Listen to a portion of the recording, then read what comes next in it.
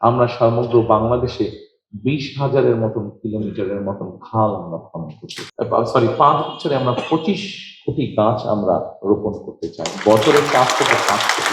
আমাদের পলিটিশিয়ানরা আমরা যদি পলিসি গুলো নিয়ে কথা বলি, ঠিক আছে, এই পানির যে সমস্যার কথা বললাম, নিশ্চয়ই আপনারা এখন এই সমস্যাগুলো নিশ্চয়ই আপনাদের মনে হতে পারে যে আচ্ছা তাহলে তারেক রহমান আপনার কাছে কি সমস্যার সমাধান আছে? পানি নিয়ে যখন আপনি এত বড় বড় কথা বলছেন তো সমাধানটা কি আছে? জি, সম্মানিত উপস্থিতিবৃন্দ, সমাধান একটা আছে। এত বৃহৎ যখন এই সমস্যাটা, এটার সমাধানটাও কিন্তু স্লোলি হবে, হুট করে রাত পোহালেই যে সমাধানটা হয়ে যাবে নয় দ্যাট। আমরা যেটা করতে পারি, যেটা খুব সিম্পল জিনিস, এখানে অনেক মুরব্বী বসে আছেন, পিছনে অনেক মুরব্বী আছেন, আমার বয়সী মাঝ বয়সী যারা আছেন, আমরা জানি আমাদের ইয়াং যারা আছেন তারা হয়তো ডকুমেন্টারিতে দেখেছেন। আমার বাবা যখন বেঁচে ছিলেন শহীদ রাষ্ট্রপতি জিয়া রহমান, উনি ওনার একটি প্রজেক্ট ছিল যেটার জন্য উনি খুব ফেমাস, সেটা হচ্ছে খাল খনন কর্মসূচি। অ্যান্ড ঢাকা শহরে আমরা যারা বসবাস করি, ঢাকা শহরে যখন যারা আমরা বসবাস করি তারা হয়তো ব্যাপারটার গুরুত্ব আমরা অতটা বুঝি না, কিন্তু যারা গ্রামে বসবাস করেন, জেলা উপজেলা শহরে বসবাস করেন, তাদের কাছে এই জিনিসটা অত্যন্ত গুরুত্বপূর্ণ।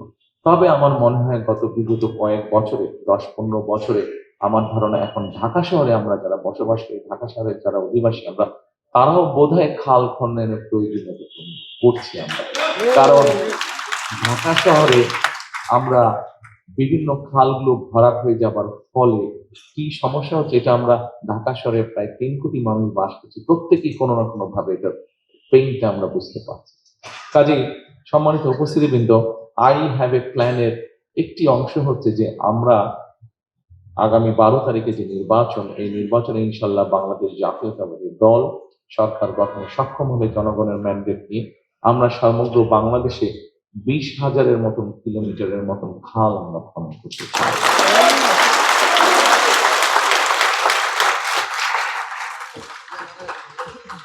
অবশ্যই এর মধ্যে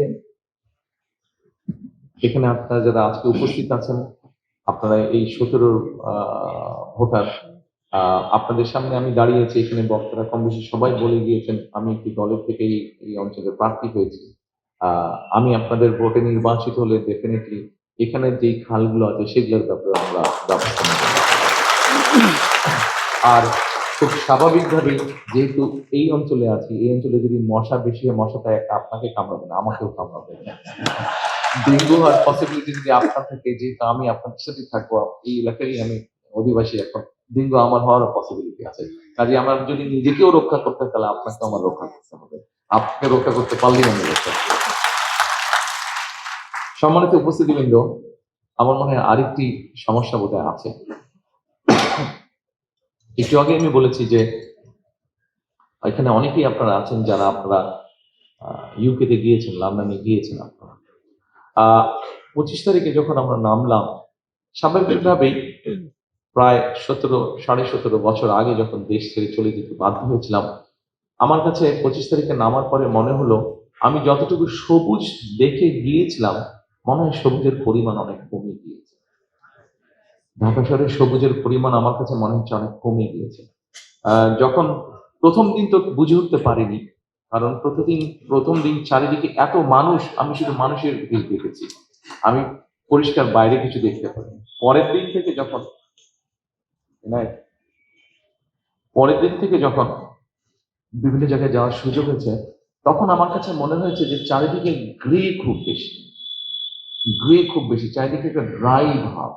এবং এর ভেতরে যে সময় আমি আসতে পারছিলাম না, আসার সুযোগ হয়নি, প্রায় পত্রিকায় পড়তাম যে ঢাকা শহর পৃথিবীর সবচেয়ে পলিউটেড শহরগুলোর মধ্যে একটা শহর। পলিউটেড কয়েকটি 2-3টি শহরের মধ্যে ঢাকা শহর কম্পিটিশন করছে ফার্স্ট হবে কে পলিউশনের দিক দিয়ে। প্রায় বোধহয় কয়েকবার ঢাকা শহর ফার্স্ট হয়েছে পলিউশনের দিক দিয়ে। সম্মানিত উপস্থিতিবৃন্দ, আমার আই হ্যাভ এ প্ল্যানের মধ্যে একটি প্ল্যান আছে, এটি ঢাকা শহরটা অবশ্যই আছে, শুধু ঢাকা শহর না, ঢাকা শহর নিয়ে সমগ্র বাংলাদেশের নিয়ে একটি প্ল্যান আছে আমাদের প্ল্যান হচ্ছে আমরা 5 বছরে আমরা 25 কোটি গাছ আমরা রোপণ করতে চাই, বছরে 4 থেকে 5 কোটি গাছ। আপনারা হয়তো বলতে পারেন, তারেক রহমান আপনি বলে দিলেন এতই সহজ নাকি 4 থেকে 5 কোটি গাছ রোপণ করা প্রতি বছর? আহ এই প্রশ্নটা হওয়া স্বাভাবিক। আহ আপনাদের কারো কারো হয়তো জানা আছে, সবার জানা না থাকলেও আমাদের যে 465টির মতন উপজেলা আছে, 465টি উপজেলা, প্রত্যেকটি উপজেলায় এক একটি সরকারি নার্সারি আছে। এই সরকারি নার্সারিগুলোর বা গার্ডেন সেন্টার নার্সারি যেটাই আমরা বলি না কেন, এই নার্সারিগুলোর প্রোডাকশন ক্যাপাসিটি অর্থাৎ চারা তৈরি করার capacity round about 25,000 on an average. আমরা যদি এটাকে প্ল্যান করে পুশ করি, এটা 40,000-এ নিয়ে যাওয়া যায়। এটা দেখো 465টা। এর বাইরে আমি শুনেছি, আমি দেখিনি, আমি যতটুকু শুনেছি ইনফরমেশনের ভিত্তিতে, উত্তরা সহ আমাদের যে উত্তরা আছে, উত্তরায় বোধহয় অনেকগুলো প্রাইভেট নার্সারি আছে। গুলশান এলাকাতেও প্রাইভেট নার্সারি বেশ উঠেছে। এভাবে সমগ্র বাংলাদেশে যত প্রাইভেট নার্সারি আছে এবং সরকারি আরো যেগুলো আছে সবগুলো মিলে প্রায় 100,000, 1,00,000-এর মতন সারা দেশে নার্সারি আছে। এবং এগুলাকে যদি আমরা পুশ করি, সবগুলাকে প্রায় 40 থেকে 50,000 বছরে চারা উৎপাদন করা সম্ভব। আমাদের একটি টিম, আমাদের দলের মধ্যে সবাই যে সেই টিমের সদস্য তা না, কেউ কেউ সেই সদস্য, বাট মোস্টলি সেই টিমের সদস্য এক্সপার্টসরা ছিলেন যারা এই বিষয়ে কাজ করেন। সেটি জাহাঙ্গীরনগর ইউনিভার্সিটির টিচাররা তার মধ্যে ছিলেন, সেটি দেশে বাংলাদেশি মানুষ, কিন্তু বাইরে এই বিষয়ে এনভায়রনমেন্টাল বিষয়ে এক্সপার্ট, এরকম মানুষ নিয়ে আমরা একটা টিম বানিয়েছিলাম প্রায় 2 বছর আগে। এবং সেই মানুষগুলো প্রায় 2 বছর ধরে কাজ করেছেন। টেকনাফে যেই গাছটি হবে, সেই গাছটি তেঁতুলিয়াতেও হবে, কিন্তু অত ভালো হবে না, কারণ 500 মাইলের ডিস্টেন্সে ক্লাইমেট, সয়েল কিছু ডিফারেন্স আছে। হবে, কাঁঠাল গাছ তেঁতুলিয়াতে হবে, কাঁঠাল গাছ টেকনাফে হবে, কিন্তু কিছুটা এদিক ওদিক হবে।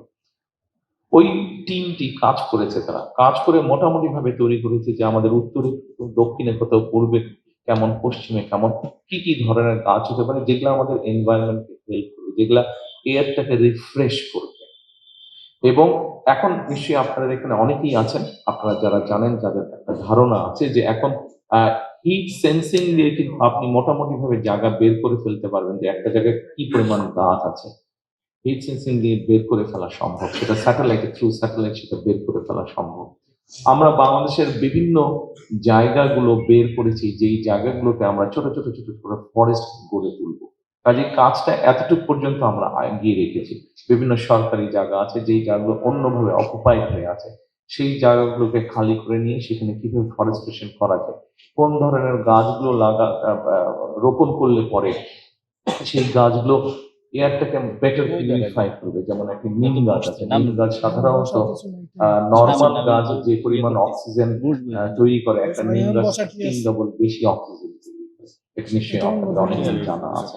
কাজে এইভাবে আমরা আমাদের আই হ্যাভ এ প্ল্যানের মধ্যে এটি আরেকটি প্ল্যান, কিভাবে আমরা এয়ারটাকে ফিল্টার করবো বা আমাদের পরিবেশটাকে তৈরি করবো। সম্মানিত উপস্থিতিবৃন্দ, একটি কথা এসছে এখানে। সকালবেলায় কালকে আমি সিলেট চলে যাব, ইনশাল্লাহ পরশুদিন থেকে সিলেট থেকে আমরা আমাদের নির্বাচনী পরিচালনা কাজ অফিসিয়ালি শুরু করি। তো সিলেট যেতে হবে, আমি যাব কালকে বিকেলে, আমি প্লেনে চলে যাব, আমি এবং আমার স্ত্রী ডক্টর জুবাইদা। আমরা প্লেনে যাব, কিন্তু গাড়ি যেগুলো আমরা ব্যবহার করবো, গাড়িগুলো সকালবেলায় চলে যাবে। কেন আমি কথাটি বলছি আপনাদেরকে,